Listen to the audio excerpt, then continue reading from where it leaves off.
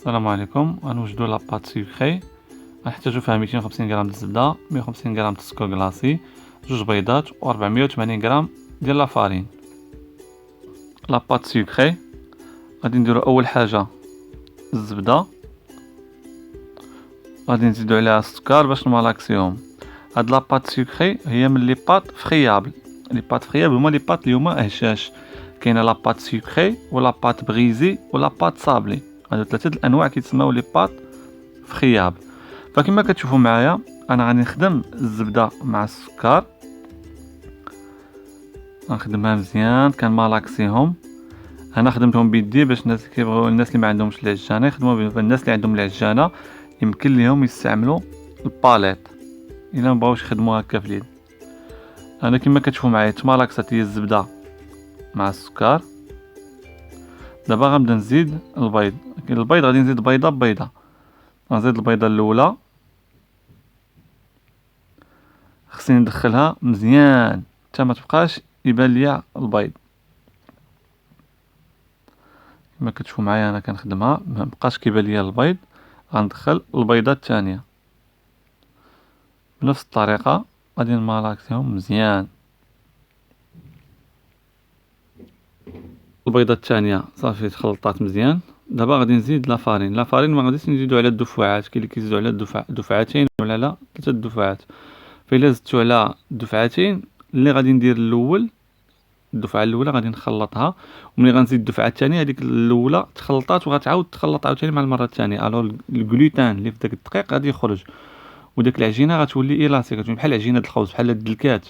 وحنا لي بات فخيا ما خصناش لاباط تشدلك، يعني الجلوتين اللي في الدقيق ما خصوش يخرج، حيت لا مشات تخرج ملي غادي نبقى نسرحها غتبقى تجمع. وإلا فاصونيتها ودرتها في ليمول غندخلها الفران طيب، غادا تعاود تهبط من المول، ما غتبقاش شاده الشكل ديال المول. دابا كما كتشوفوا معايا انا جمعتها، لاحظتوا كتبان بحال باقا مشته مزيان. هذه هي الطريقه ديالها، تجمع غير شويه هكا وندخلها للثلاجه ترتاح ليله كامله باش تجيني مزيان في الخدمه ديالها. خصها تبرد مزيان وترتاح. ارتاحت لاباط، انا جبتها من الثلاجه كما كتشوفوا معايا. انا كما جمعتها حطيتها في السلوفان، حطيتها في الثلاجه. غنقطع منها مورسو ونخدم به، حيت ما خصنيش نخليها كامله على برا باش ما تسخنش، تبقى بارده. انا كنخدم بها وهي بارده. ناخذ الطرف غادي نجمع شي الاخر درتو في الثلاجه. الوغ دابا غادي نفلوري البوست. هاد القضيه اللي كندير دابا كنفلوري البوست، يعني كنرش الدقيق على البوست ولكن خفيف ما نكترش. شو كما كتشوفوا بحال غير كوش خفيفه. دابا غنبدا نسرح العجينه ديالي، خصها نبقى نسرحها حتى توصل ل 3 ملم. ما خصهاش تجي غليظه بزاف باش في لاطاغ ما تجيش عامره بلاطاط. خصها تكون لاطاط مغليظه ما رقيقه، ولا كريم وسط منها يكون بزاف.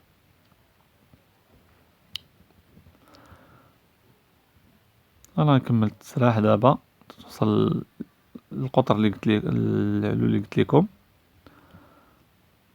من بعد ما وصلت انا غادي ناخذ البيك فيت باش نتقبها.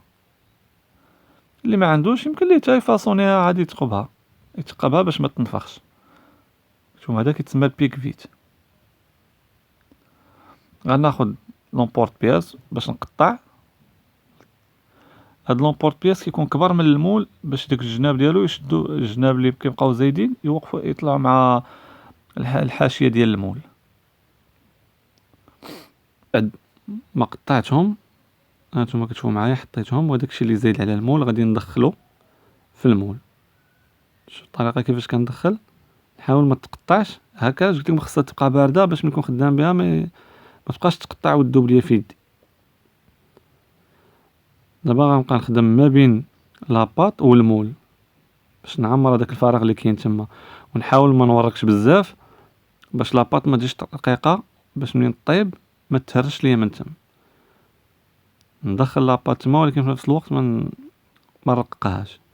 بقات هذيك البلاصه كتبان شويه. انا غادي نقادها وغنضرب دويره على المول كامل.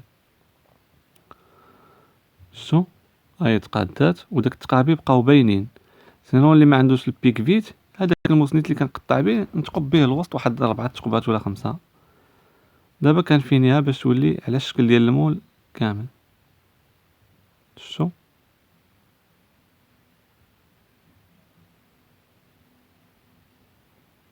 الناس اللي عندهم الشكل ديال هاد المولات هادو اللي مسدودين من التحت فتقريبا بنفس الطريقه كما كتشوفوا معايا. كندخل لاباط وسط من المول، غادي نوريك على دوك الجناب باش يجيوني داك الشنيتيفات ديالهم بحال هكا. انا لاباط سخنات ليا شويه ولات كتلصق ليا في يدي، فانا درت شويه ديال الدقيق باش ما تبقاش تلصق ليا في يدي ونفاصونيها. غنمشي معاها كامله مع الجناب حتى هي بنفس الشكل، نحاول ما نرققهاش باش ما تهرش ليا منين طيب، نخليها في نفس العبار اللي كانت فيه في الاول. ناخذ موس وغادي نفيني الجناب.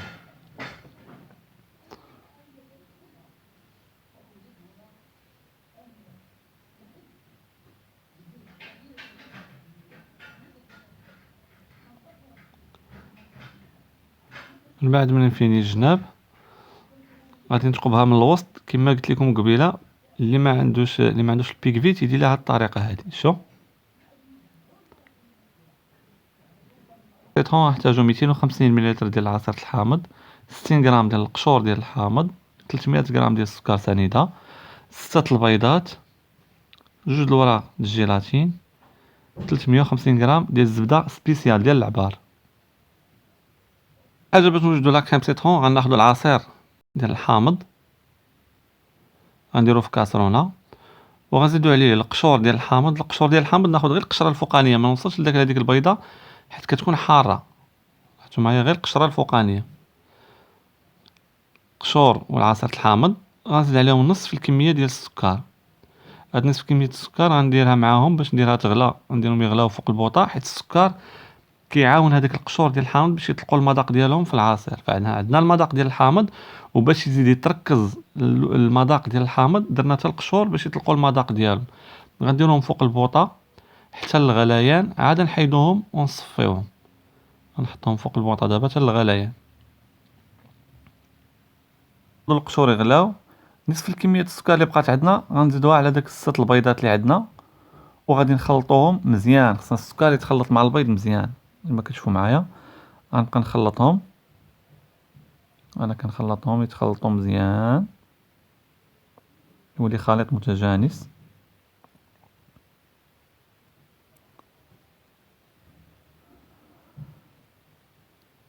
نشوفوا العصير الحامض ديالنا كما كتشوفوا ها هو غلا. خصنا نصفيوه دابا كما كتشوفوا معايا. كما قلت لكم ها هو غلا، دابا خصنا نصفيوه.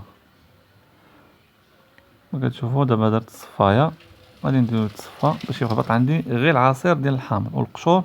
صافي سالات المهمه ديالهم غادي يتلاحوا. دابا عطاونا المذاق، زادوا لنا المذاق ديال الحامض في العصير.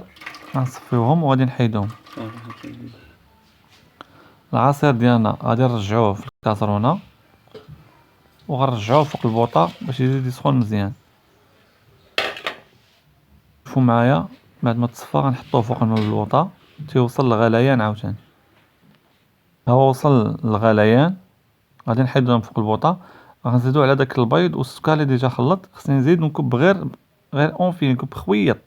علاش؟ باش ما يطيبش ليا داك البيض. دابا غير كنطومبيري البيض، كنعاود كنكسبو حراره باش ما يطيبش، باش ما غنرجع كلشي فوق البوطه. ماشي نديرو فوق البوطه يطيب ليا البيض في البلاصه. ودابا غير كنعطي البيض حراره كما كتشوفوا معايا.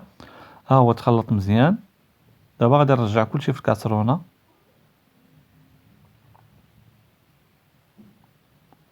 رجعت كلشي في الكاسرونه. دابا غادي نرجعو فوق البوطه مع التحريك، نبقى نحركو باش يطيب. ها هو دابا درتو فوق البوطه، غنبقى نحرك بحال هكا حتى يطيب، حتى يعقد. شو خلي داكشي كيطيب مع التحريك. دابا غندير الجيلاتين في الماء بارد باش يلا يرطب. دائما الجيلاتين في الماء بارد ونفرقوا على بعضياتهم، ما نديروش ملاصق. الفطاب الى عندي ميزان الحراره خصو يوصل ما بين 80 و 85 درجه، هادي بالترمومتر. الا ما عنديش كنبقى نحرك وكنبقى نشوف بعيني ميزاني. يكون عقاد. شوف كيفاش غنوريكم شوف كيفاش عقاد. الا خلينا اكثر من هذا القياس، هذاك البيض غادي يتحبب، غادي يطيب اكثر من القياس، غادي يتحبب. دابا غادي ناخذ الجيلاتين، غادي نزيدو دابا باش يذوب ليا حيت باقي سخون. نديرو غادي نحرك دابا باش يذوب الجيلاتين. ملي غيذوب الجيلاتين مزيان غنخليه يبرد واحد شويه.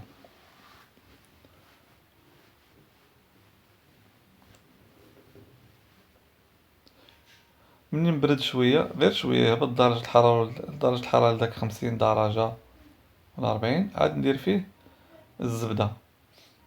ملي غندير الزبده ما غنحركهاش في الاول، غادي نخليها باش تكتسب حراره من داك الخليط ديالي.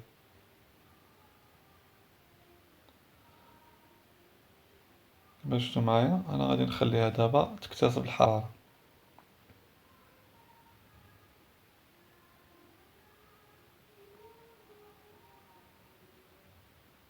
ما اكتسبت حراره، انا دابا كنحركها باش دغيا صافي. دابا غادا تذوب راسها، غير كنحرك كتذوب الخليط، كيتجانس الخليط ديالي. شوف كما لاحظتو معايا غنحركها تذوب. غادي ناخذ الميكسور بلونجور وغادي نميكسيه. اللي ما عندوش الميكسور يقدر يديرها في مولينيكس، اللي عنده الميكسور يخدمها بالميكسور، من احسن ميكسور. وكنبقى نميكسي فيه. نتوما شوفوا اللون ديالو ملي غيبدا يتميكسا لتحت بحال غيبدا يتبدل اللون ديالو، بحال غيولي ابيض شويه. هانتوما شفتوا ها البيض ديال بحال هكا كتخرج. ملي كتجانس المكونات مع بعضياتها بالميكسور كتعطي هاد الشكل هذا. شفتوا انا دابا ساليتو بالميكس، شتي كيفاش ولا. دابا ها هو واجد للاستعمال. كنحطهم في المجمد حتى كيجمدوا، عاد نجبدهم نطيبهم في 165 درجه لمده ديال 20 دقيقه. وراك شفتهم كيفاش جاو خداو الشكل ديال المول ديالنا، على حيت درتهم في المجمد عاد دخلتهم يطيبوا. منين نفاصونيهم دائما يجمدوا عاد ندخلهم يطيبوا. هذه معلومه مهمه باش يبقاو محافظين على الشكل ديالهم. دابا خديت الكريم سيترون عمرته في البوش. غنوريكم جوج ديال الطرق ديال التعمار ديال لي طارط. انا عمر بهاد الطريقه الاولى وهي اللي كنفضل حيت كتجي مفينه. شوفوا معايا غادي نكب الكريم سيترون اللي هو باقي شاد، باقي مطلوق شويه، وغادي نحركو ونضرب شويه لا طارط باش يشد لا فورم ديالو. شفتوا هنا كتجي مفينه. عاد غادي نوريكم بلا الا بغيت تخدم نعمرها بالسباتول هذيك كتجلخ شويه الجناب، مكيجيوش مفينين بحال هكا. هانتوما غتشوفوا الفرق دابا. دابا ندوزو للطريقه الثانيه، انا كنضربها شويه باش ما يبقاو لي نيفو واحد.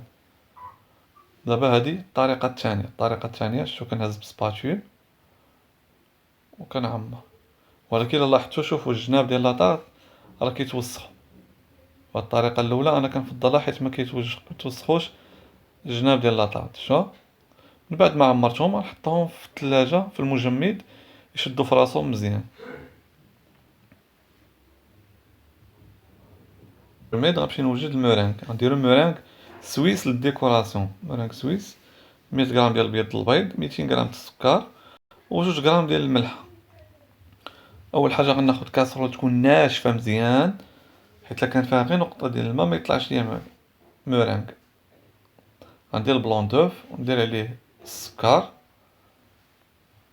ونزيد عليه شويه الملحه. انا الدور ديال الملحه شحال كيقول باش كتحيد الزفوريه ولا كتحيد، الا بغيت تحيد الزفوريه غادي تزيد شويه ديال لاغوم ديال الفاني. هنا الملحه باش كتابسورفي الا كاين شي حاجه ديال الميديتي، يعني الا كاين شي حاجه ديال الرطوبه في البيض ولا في الكاس سخونه كتبصها هي وكتخلي المورينغ يطلع. حيت كما قلت لكم المورينغ ما خصو حتى نقطه ديال الماء. الملحه هنا باش كتمص الا كاينه شي حاجه ديال الميديتي كتخلي المورينغ يطلع مزيان. ملي غنديرو فوق بان ماري،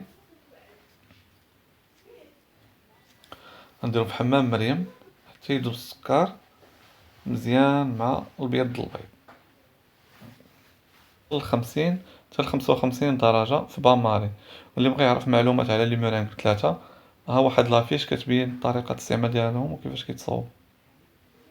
ما بردو ليا لي طاق ديالي، انا جبدتهم وغندير عليهم الناباج باش يعطي لا بريونس. هاد الديكوراسيون ما كتشوفوا معايا غندير شويه وغادي نصلحو بالسباتول.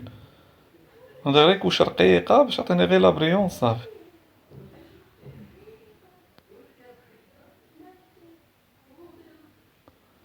كما كتشوفوا معايا. خصني ضروري يبرد لاكريم اللي وسط منهم باش الا جيت ندير الناباج ما يبقاش يديفورما.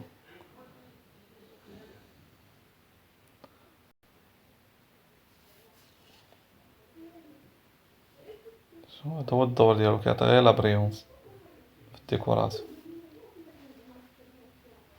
55 درجة غنديرو في اون بول لي ناشفة وغنديرو في الباتور باش يطلع. وجد ها هو دار لو بيك ولا لو ني دو كانار مورانغ ولي طاق ديالي درت ليهم ناباج. دابا غنبدا ندير في الديكوراسيون. هاد الجوج درت فيهم المورانغ غير في الوسط ديالهم، وهاد الجوج غندور بالجناب ديالهم. والديكوراسيون كتبقى حسب كل واحد وكيفاش كيفضل يزين الكاطو ولا لاطاق ديالو. فانا درت هاد الشكل هذا حيت ما فيهش المورانغ بزاف، حيت كاين ناس اللي ما كيبغيوش حلاوه بزاف ديال المورانغ.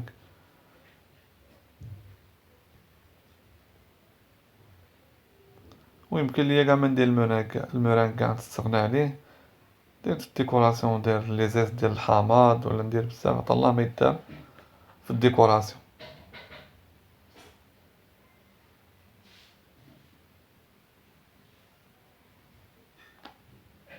شاليمو هنا وقع لي واحد المشكل. شتو البوطه ديال الشاليمو كان فيها الماء، منين درتها طلقات العافيه مجهده. ردوا البال مع الشاليمو تكونوا خدامين به. فالموران كنحرقو هكا بالشاليمو باش كيعطي داك اللون المارو ديالو.